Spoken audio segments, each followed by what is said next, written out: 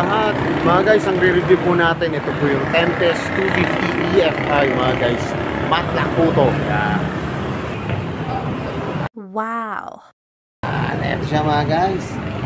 Pero pag bago pa lang po kayo sa aking YouTube channel, pa-subscribe naman po at pahit ng notification bell para updated po kayo sa aking mga videos.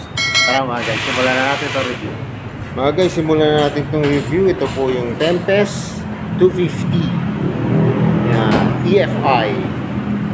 Mga guys, itong last, ito po yung review natin. Ito siya, yung kulay yellow.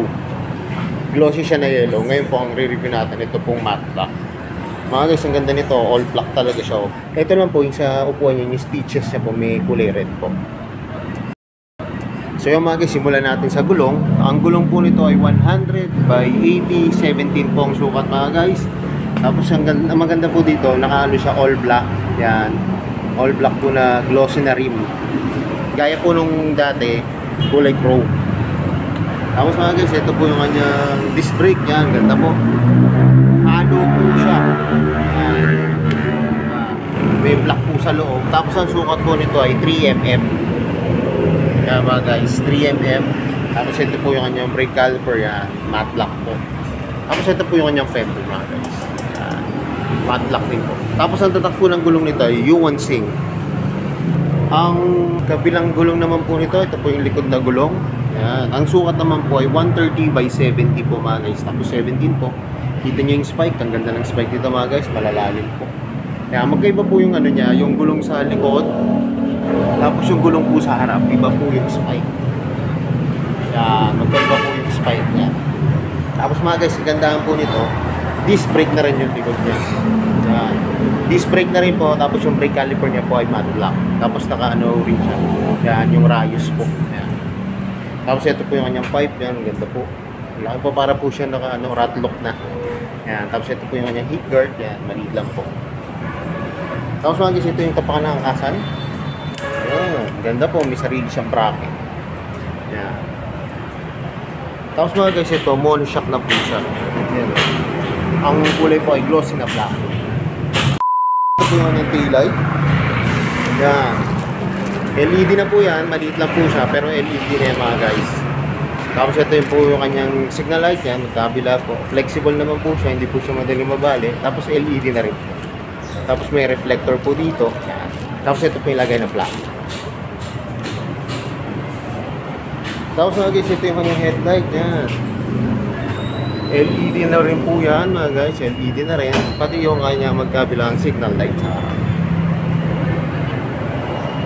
Tapos yung engine niya po, yan. Yung engine niya, matte black po. Tapos mga guys, ano to ang gear mark niya po ay 1 down, tapos 5 up. Yan, 1 down and 5 up po siya. Tapos ito po yung kanyang gear pedal. Yan. Ito po yung kanyang gear pedal. Tapos ito po yung tapakan ng driver po. Tapos mga guys, ano lang to, side stand lang po to. Wala siyang center stand. Tapos wala po siya talagang decal. So ano po, meron lang po siyang naka-impose dito na Tempest. Tapos decals po nito 250. Tapos dito EFI. Tapos mga guys, ito yung kabila po. Ito po yung kanyang engine. Yan, Monarch. Tapos may logo po dito. Tapos ito po yung kanyang tapakan ng driver. Yan. Tapos kita nyo yung kanyang ang ganda po ng kanyang design ng gas tank niya. Yan, ganda ng design. Pati po yung upuan niya. Yan. Parang customized na po siya na nakakamal pa. Tapos ito po yung kanyang gas tank. Yan. Yan. Tapos ito po yung kanyang susi. Yan. Tapos mga guys, ito yung kanyang manubela po. Yan. Yan, malambot po yung clutch niya. Tapos ang ganda po ng design ng kanyang hand grip. Yan. Iba po yung design niya. Tapos ito po yung kanyang function ng manubela po. Ito may high and low, signal light, busina. Tapos mga guys, may USB port na to. Yan, hindi na kayo malulobat kung saan man kayo magpunta mga guys.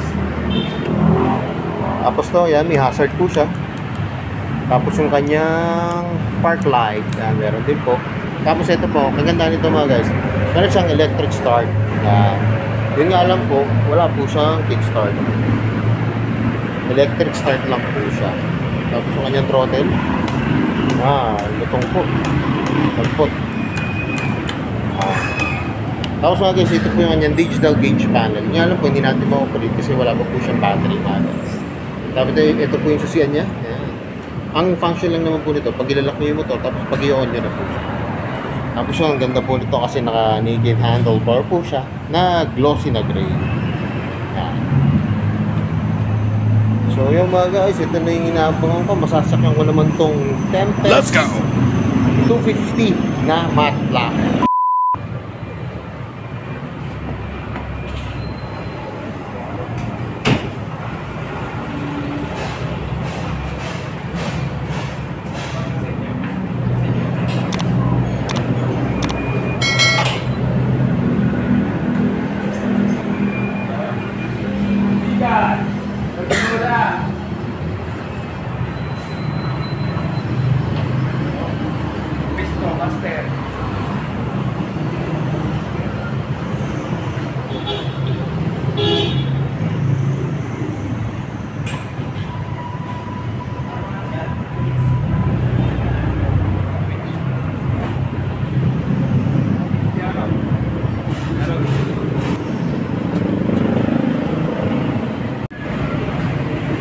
Mga guys, kanina nakita nyo, nasakyan ko na itong Tempest 250. Medyo may tataasan lang po siya mga guys.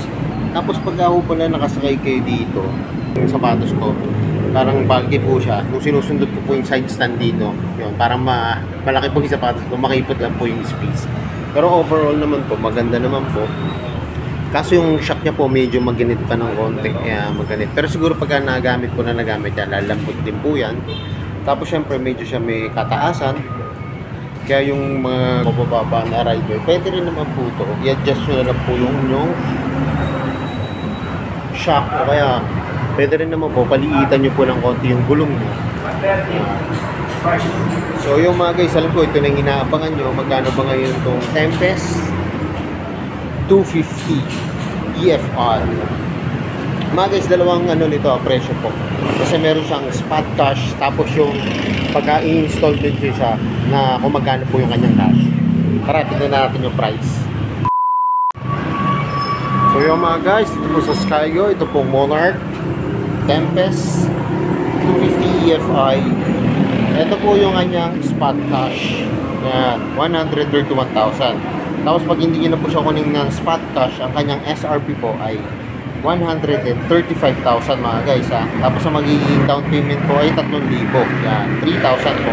Tapos ito po yung kanyang 36 months, 6,547 pesos mga guys. Tapos ipopost ko na rin dito mga guys yung kanyang iba pang terms and condition. Kaya kung naghahanap po kayo ng motor na bago po, yan, baka magustuhan nyo po ito, itong Tempest 250 EFI. Pasyalan nyo na po dito sa may Skygo, dito po sa may Barangay Balibago, Santa Rosa, Laguna. Pasyalan nyo na po dito.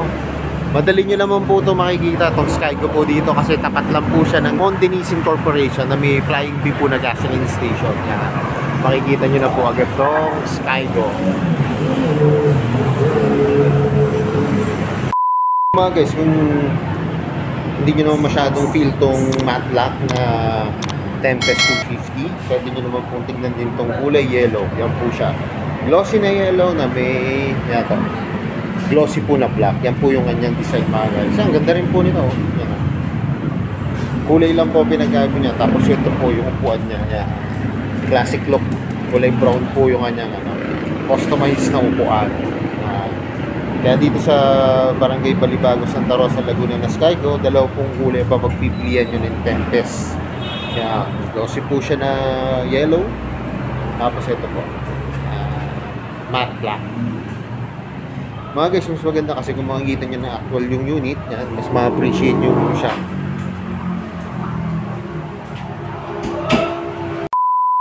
So yung mga guys, hanggang dito na lang. Kung bago lang po kayo sa aking YouTube channel, pa-subscribe naman po at pahit ang notification bell para updated po kayo sa aking mga videos. At salamat nga po pala dito sa Skygo, dito sa may Barangay Balibago, Santa Rosa, Laguna. At nare-review ko po yung mga motor. More things to come, at gaya na lagi po sinasabi. Ingat po palagi, ride safe always, and God bless po. Palike and share na rin po ng aking mga videos. At lagi natin tatandaan, mahal tayo ng Diyos. Bye-bye!